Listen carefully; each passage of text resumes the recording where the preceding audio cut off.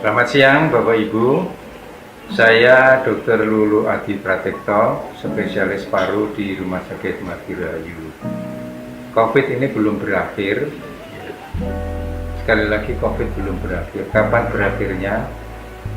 Kita tidak tahu. Yang jelas kalau mau berakhir, kapan berakhir?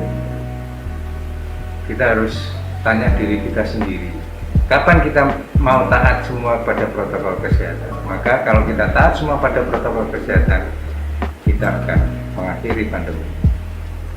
Bapak Ibu, banyak pertanyaan tentang pasien yang sudah selesai isolasi, sudah dinyatakan sembuh, tetapi kok masih sesek, masih batuk.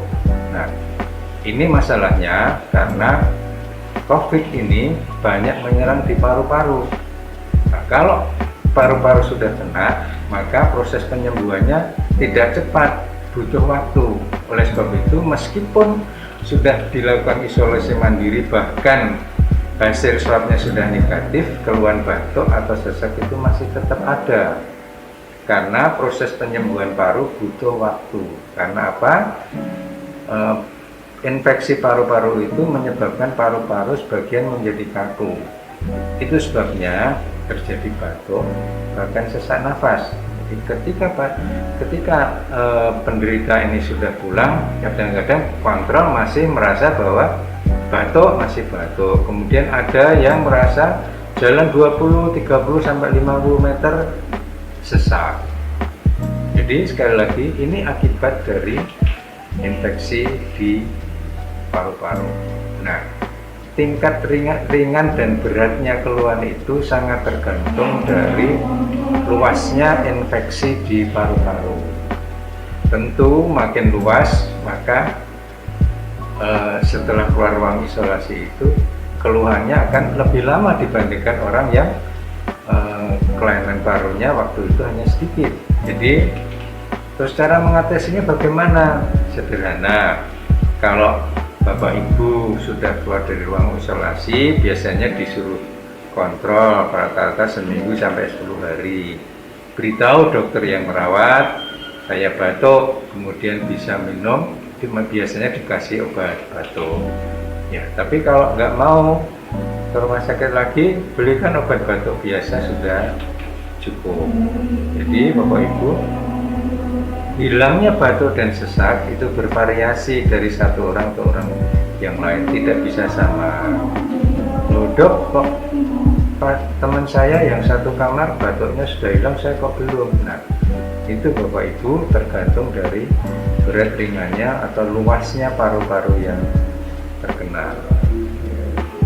Sekarang ya, saya ingin memberikan tips untuk Bapak Ibu bagaimana supaya masyarakat atau keluarga ini tidak terkena lagi COVID dan COVID ini segera berhenti. Ya, kalau 3M sampai 5M itu sudah biasa, saya akan tambah 6M. Ya, M yang pertama tentu pakai masker. Pakai masker yang benar ya. Pakai masker yang benar. Yang kedua, jaga jarak, kemudian sering cuci tangan setelah megang apapun yang kita tidak tahu habis dipegang oleh siapa, sebaiknya segera cuci tangan atau pakai hand sanitizer. Tapi kalau di dekat air yang mengalir ada sabun, akan sangat lebih baik mencuci tangan dengan sabun daripada hand sanitizer. Jaga jarak, ya, segera jaga jarak. Yang keempat adalah hindari kerumunan, ya, hindari kerumunan. Yang kelima adalah jangan keluar kemana-mana, artinya batasi mobilitas Bapak Ibu supaya kita tidak tertular dari orang lain, atau kalau kita kena tidak menulari orang lain. Yang keenam adalah yang paling berbahaya saat ini adalah hindari makan bersama dengan teman, saudara yang kita tidak tahu status penyakitnya. Karena apa? Teman atau saudara yang makan bersama, ketika makan bersama kita buka masker, maka penularannya sangat cepat sehingga kita mudah tertular. Nah, kadang-kadang kita tertular tetapi kita tidak sakit, kita tidak merasa. namanya orang tanpa gejala atau OTG. Tetapi ketika pulang ke rumah, di rumah ada orang tua, entah itu orang tua kita sendiri atau mbak-mbak yang ada, nenek-nenek kita yang ada, ketika kita pulang bisa menularkan ke orang-orang dengan lanjut usia ini, maka orang lanjut usia ini punya efek yang sangat berat untuk COVID.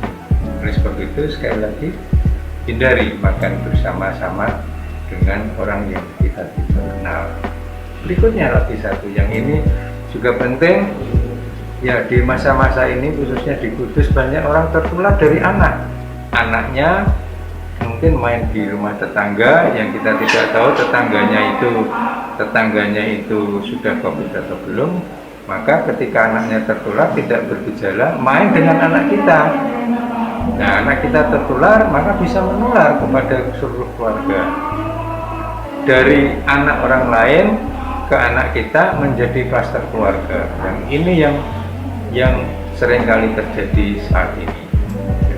Sekali lagi, Bapak Ibu, patuhi protokol kesehatan ya, supaya pandemi ini segera berakhir. Selamat siang, semoga bermanfaat. Terima kasih.